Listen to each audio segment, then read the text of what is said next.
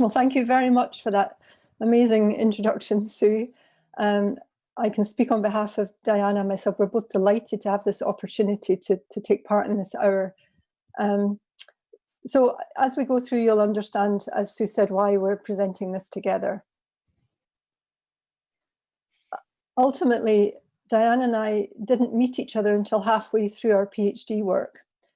And Diane was already researching women's experiences of compassionate midwifery care.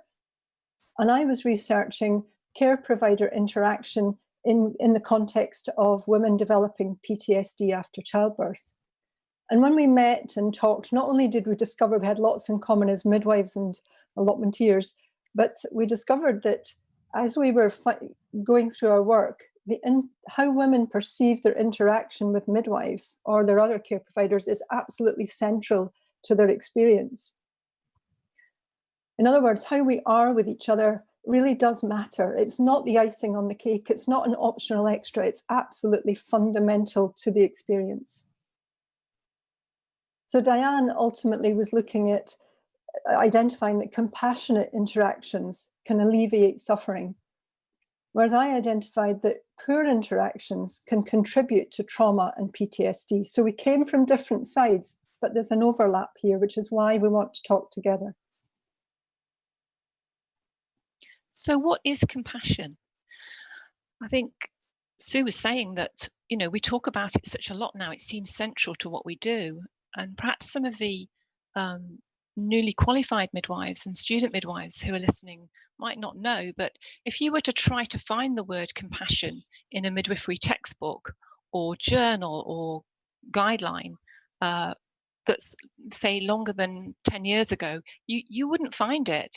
It's not a word that would ever have been used. You would really struggle to find that word mentioned. And that seems impossible to believe now because it's one of the 6 C's and, you know, it's mentioned all the time. But what actually is it? When you study it, when you try to really get hold of what it is, it's quite nebulous. The moment you start to try to define it, it becomes problematic and starts to melt away. And many, many people have studied it. The nature of compassion, what is it? How can you define it? Well, various people have had a really good go at defining it. Paul Gilbert has described it as a deep awareness of the suffering of oneself and other living things, coupled with the wish and the effort to relieve it. By the way, if you haven't read Paul Gilbert's book, The Compassionate Mind, I absolutely recommend it. It's a fabulous book. Paul Gilbert's a professor of psychology who's done a huge body of work and research on compassion, and particularly in healthcare. So a couple of things that are interesting about that is that he talks about suffering, and he talks about that it's to do with oneself and others. It's not just others, it's oneself as well. So let's just look at the suffering, the word suffering first. We've got a problem here. We honestly have got a problem here because although over the last 8-10 years we've gone overboard really in a way, we've really embraced the word compassion. We have not embraced the word suffering in midwifery. And as I think I've already shown you with that definition, it's really impossible to talk about compassion without talking about suffering. But for many reasons, we're not keen on that word in midwifery. And perhaps I'd like you to just reflect for a moment on why that might be. It's different in nursing. It's a word that's used much more commonly in nursing. We don't tend to like it in midwifery. We tend to like to put, you know, it's about positivity and, you know, we're uncomfortable with it. And yet, we've all suffered. Everybody that is a human being has suffered. We have all lost somebody, something that we dearly loved. We've all at times felt completely overwhelmed, felt useless, been bitterly disappointed in ourselves or somebody else, had moments when we felt we couldn't cope at all, had a broken heart. We've all, perhaps occasionally, or many of us, have been extremely frightened. So suffering is not something that we don't know about. It's part of the human condition. And to be human is to sometimes suffer. And we could talk about levels of suffering and degrees of suffering. That's not really the point. The point is that all human beings will have times in their life when they do suffer in some shape or form. And interestingly, for the women in my study, they told me about their suffering, and what they told me about the compassionate midwives that looked after them was that when a midwife was compassionate, it helped to reduce their fear and help them feel more able to cope. So by far the most common form of suffering for the women participants that I interviewed was fear. You might think it was going to be pain, and sometimes it was pain, but much more common was fear, blind fear. And what they said was when they received compassionate midwifery, that increased their trust, reduced their fear, they felt safer, and they felt more able to cope. So it was a very powerful intervention. And my goodness, if it was something you could write a prescription for, we'd certainly be writing lots of prescriptions for that.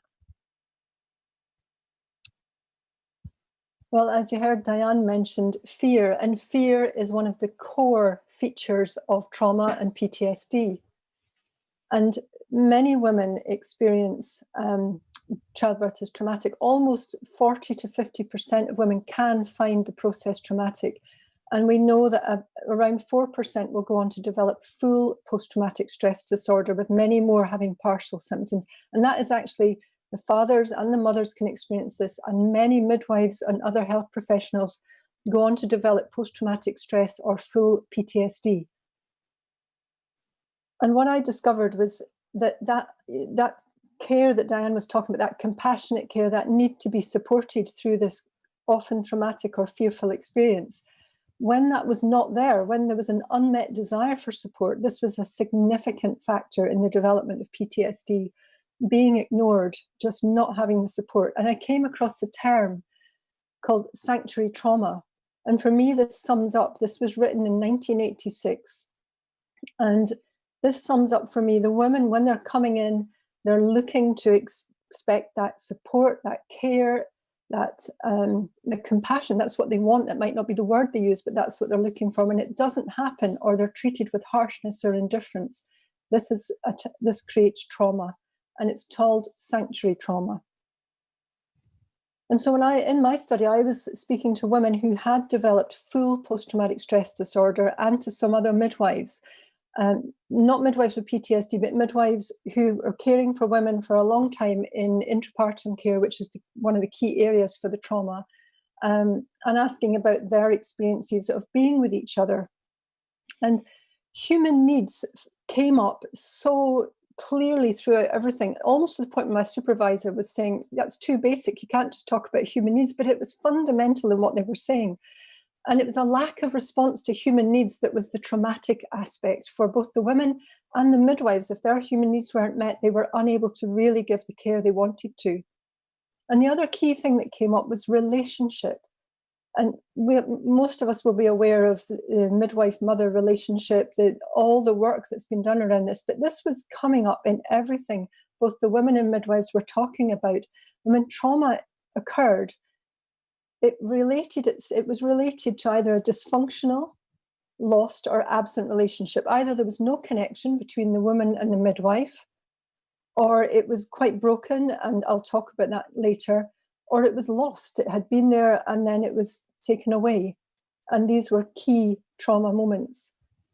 And I summed this up with the expression shattered expectations. And we hear quite a lot about women having maybe unrealistic expectations of birth. Oh, it's going to be like this, or I'll just have some candles and I'll blow my baby out and I won't need, anything. That's not what the women I spoke to knew, that childbirth was hard. They knew it would be possibly painful. They knew they might lose their dignity. They might have to do things they'd rather not do. They understood that. But the shattered expectation was about the fact that they walked into a place thinking, good, here I am, I'm now going to be taken care of, I can place myself safely in the hands of these people, and then realised that they couldn't rely on it, they didn't feel safe, and they couldn't trust. And for the midwives, we know, people enter midwifery with great passion, great vision about what they're going to do as midwives and how they're going to be there for women. And that can be really broken as well. So that's our overarching sort of findings that, that underpinned everything. But let's just take a little bit of a closer look at some of the things we found. So for me, one of the key things that came up was about being abandoned. Women felt ignored. They felt left alone in rooms for hours on end, sometimes particularly through inductions, and just didn't know what was going and didn't know who was there for them. Sometimes they didn't feel seen or heard. Nobody was listening to them as an individual. They just were a number going through the process. They often felt threatened or unsafe.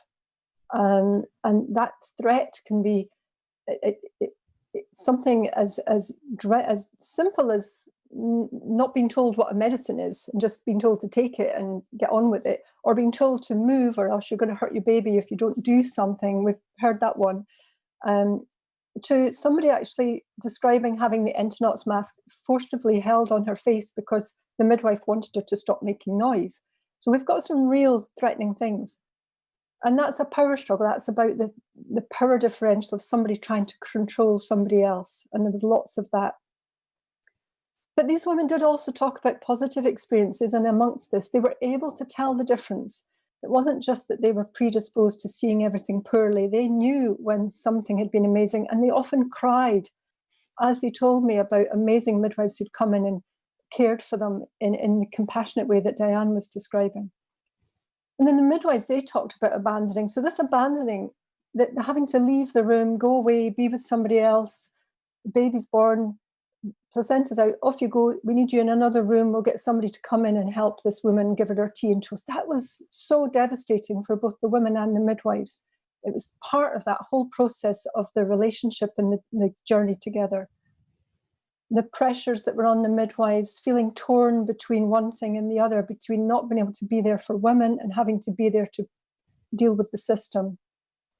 Often not feeling respected as autonomous individuals, not being heard perhaps themselves in what they were saying they felt the women needed or what they wanted to do to support the women. And sometimes midwives just chose to withdraw. It became too much. And one way of breaking relationship is just to cut yourself off, to become quite minimal and just to keep yourself safe. And obviously that was very damaging for both sets of people. So for the findings of my research, I was able to depict it in a model. This is the model of compassionate midwifery in balance, and I'll try and describe it briefly. So you'll see there's a sphere and it's balanced on a balance beam, and the midwives there balancing it. So if we look at the sphere, there's three main components, which are the real elements, if you like, the key themes of what compassion was to the women that I interviewed. So I was asking them, what was compassionate? What did the midwife say or do? Why did you think that was compassionate?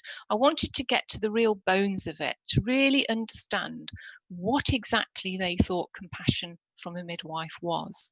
So let's look at those three key themes. So being with me, that's that authentic presence, that being heard and being seen that Jenny talked about. That's big overlap with Jenny's work there. Interestingly, the women I talked to, they could recognize a midwife that was able to do that within about 3 seconds. It's unbelievable how quickly they could recognize that. And the more frightened they were, or the more they were suffering, the more they were looking for a midwife that could do that. The more they were on high alert to see if the midwife was going to truly be with them and to listen to them. Listening was a very important part of this. So the next part of it is relationship. Again, exactly overlaps Jenny's work. Very, very key. to compassion, and that takes a little bit longer than a few seconds. Obviously, continuity really helps that one, but midwives that they talked about were very, very good at creating relationships very quickly, and that needing to be known and understood by another, and the midwife perhaps sharing something of herself, the woman sharing something of herself, and that kind of human connection, knowing each other. And then empowering, and I didn't really expect to see this in compassion, but it was very much a key feature of compassion. Again, it overlaps with Jenny's work, that feeling the women that she interviewed felt disempowered, the women that I interviewed had compassionate care, and they felt empowered. And there was a very particular way, a very particular approach, which meant that they felt empowered, which I'm going to talk about in a little while.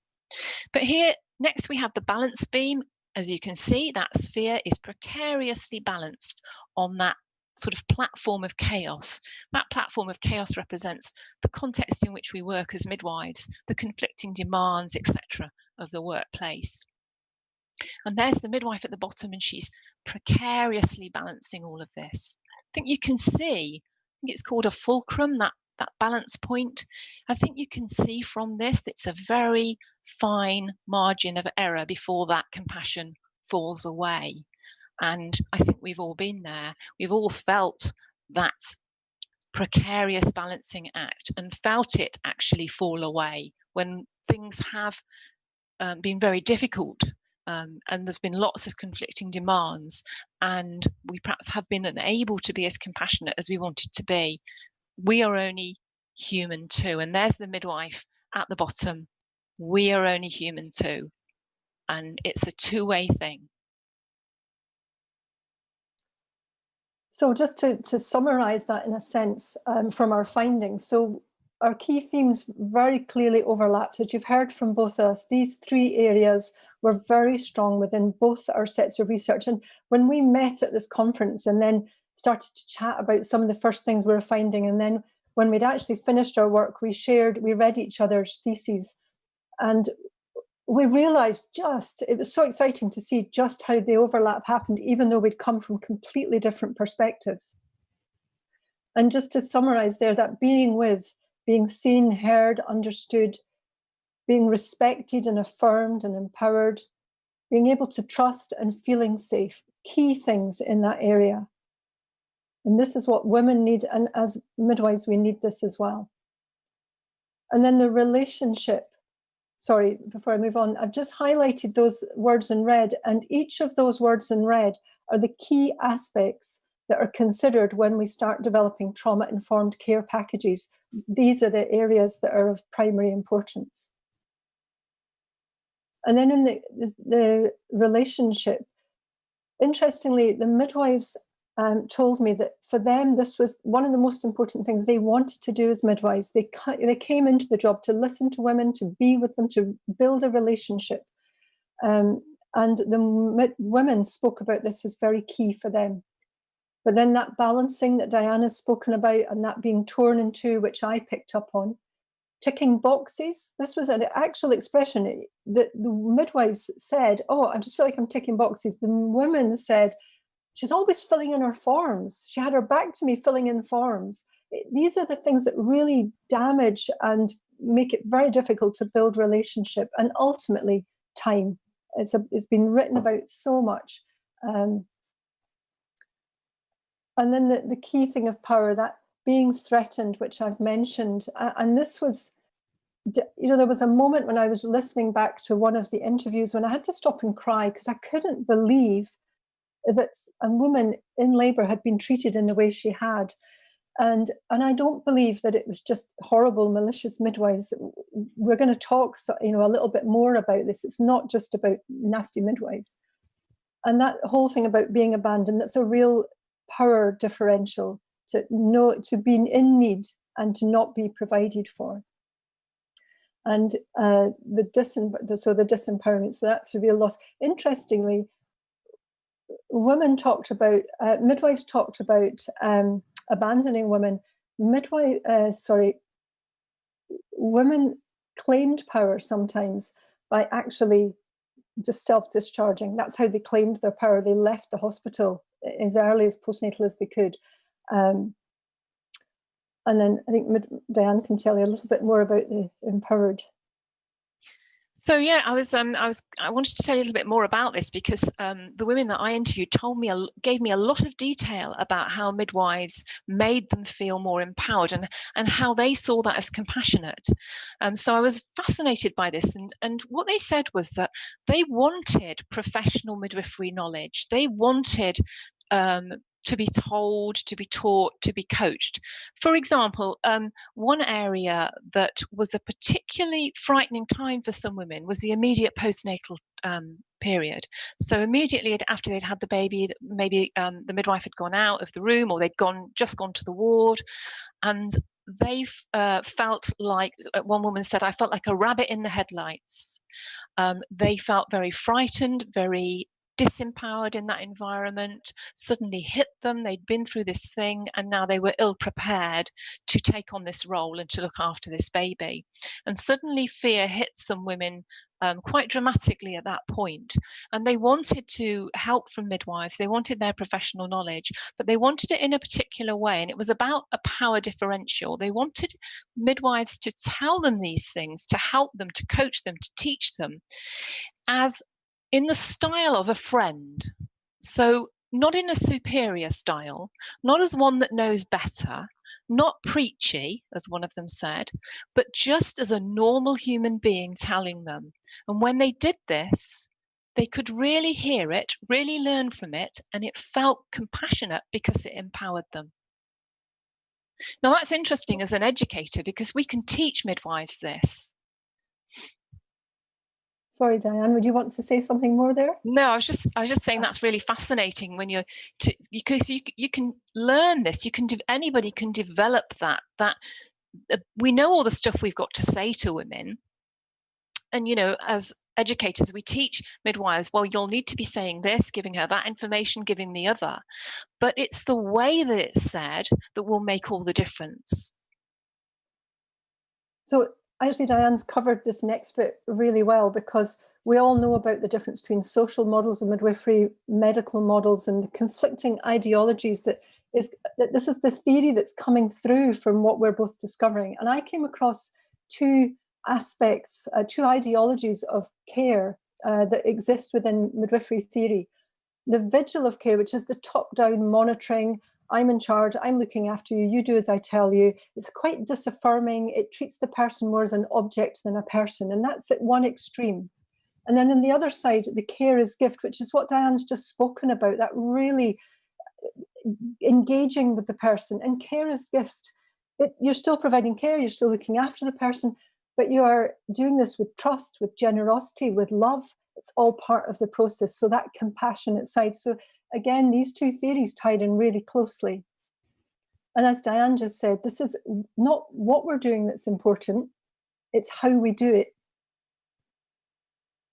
So let's cut to the chase. Okay, we found amazingly and quite unexpectedly that our findings really overlapped, and we'd seem to have come to something from different angles, from different perspectives.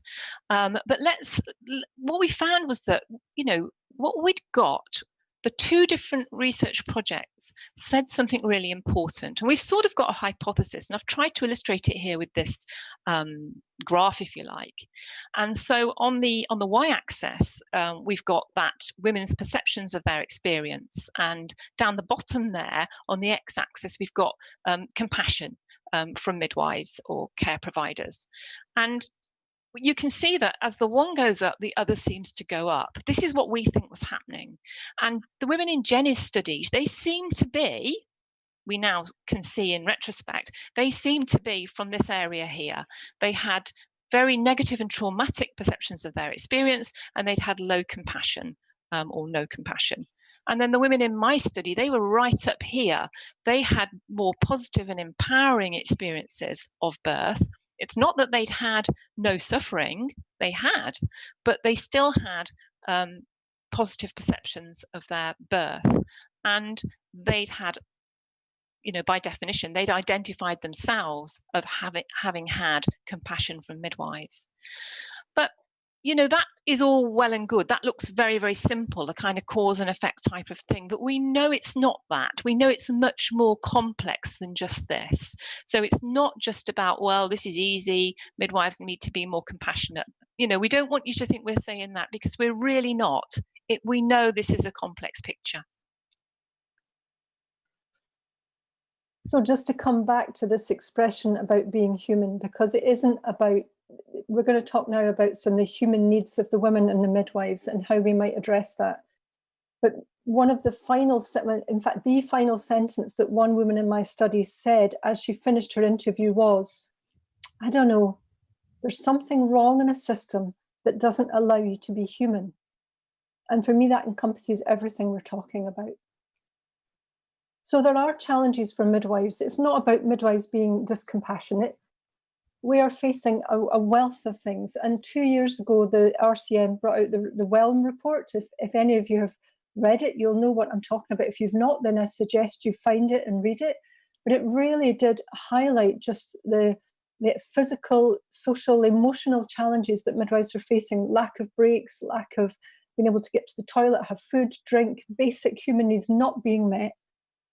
And obviously, currently, we have this whole pandemic situation on top of this. So we've already got a system that's very difficult for midwives, a whole challenge. And we've got this whole other layer of fear, of I just can't even describe the words that must be going on for women. But underneath all that, all the other issues still exist. They might be maybe a little bit pushed to the side just now in the focus, but they're all still there. That really being torn in two, and ultimately having to protect oneself.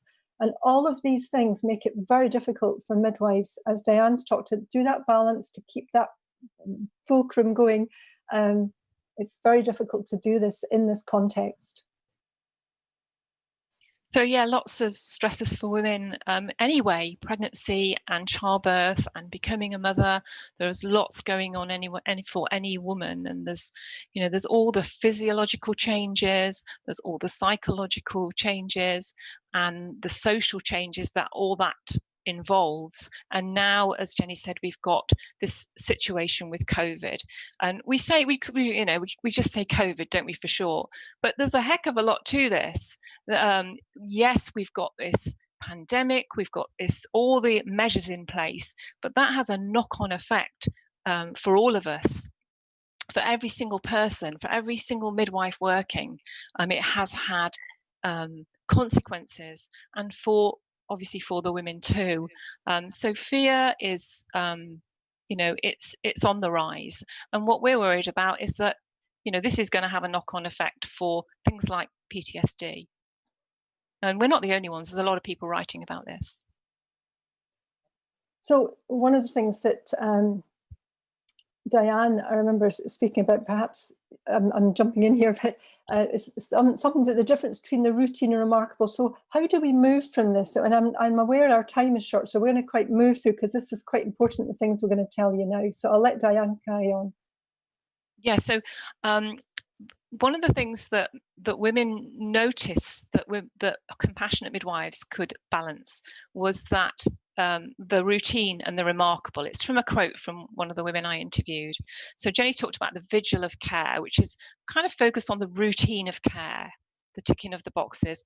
And then there's care as gift, which is sort of about the remarkableness of birth and the miracle of birth. And some of the women that I interviewed talked about midwives as being angels.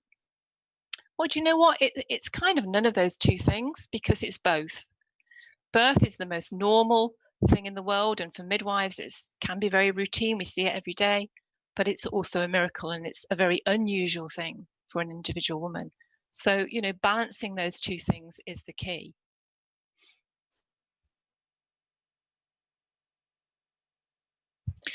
Yeah, so as midwives, we are of course human beings, and we always have to remember that, always acknowledge that. We are also, of course, professionals, and for many of us, we're also employees.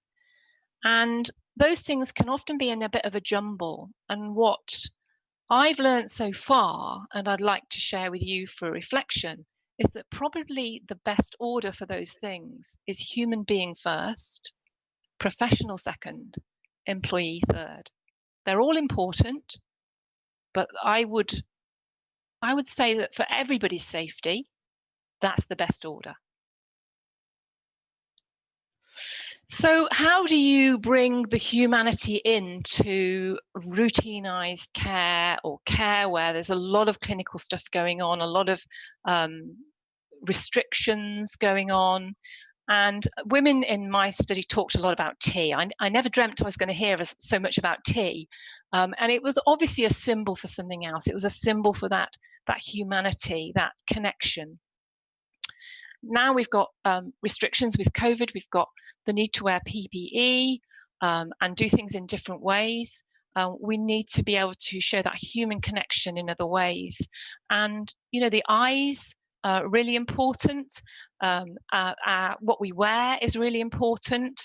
Can you see the midwife there called Bernadette? I don't know if you can see it in the picture, bottom right. She is looking, I think she's looking very compassionate, very interested, sort of smiley eyes. They've got their names on their hats. Even though you can only see their eyes, they're showing their humanity. So as I said, the eyes definitely have a lot to show. We all know they do. Anyone that's got a dog knows how expressive the eyes can be if we choose to use them. And a lot of things are being done differently. A lot of appointments now, perhaps going to phone appointments when we can. And how do you show that humanity on the telephone when you've only got your voice? You haven't got the body language, you haven't got the visual cues. So thinking about what you say, how you say it, tone of voice, these are all becoming very, very important tools now. So in terms of, what we do for each other as midwives, well, I think the first thing we have to do is really listen to each other. Listen, talk, share, make that time to do this, because we have to be there for each other in everything we're doing.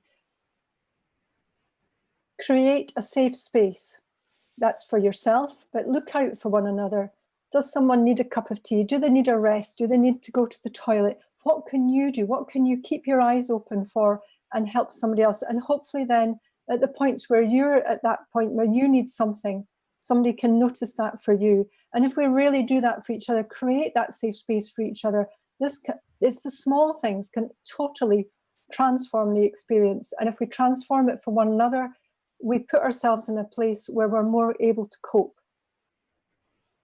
Have some self-compassion. Look after yourself. Take the breaks you need. Acknowledge when you need something and don't be afraid to ask for it.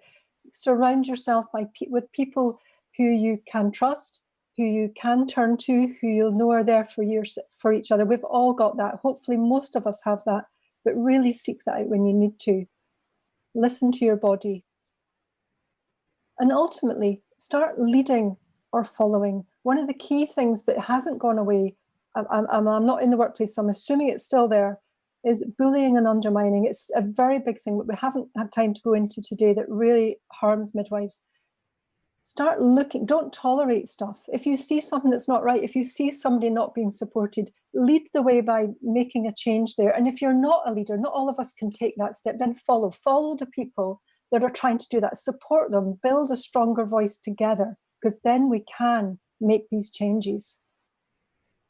Because at the end of the day, you matter. We can't do this without each of us for each other. Thank you. Thank you. Wow. Thanks for watching this video from the Maternity and Midwifery Forum. For more expert opinion and analysis, hit the button below to subscribe.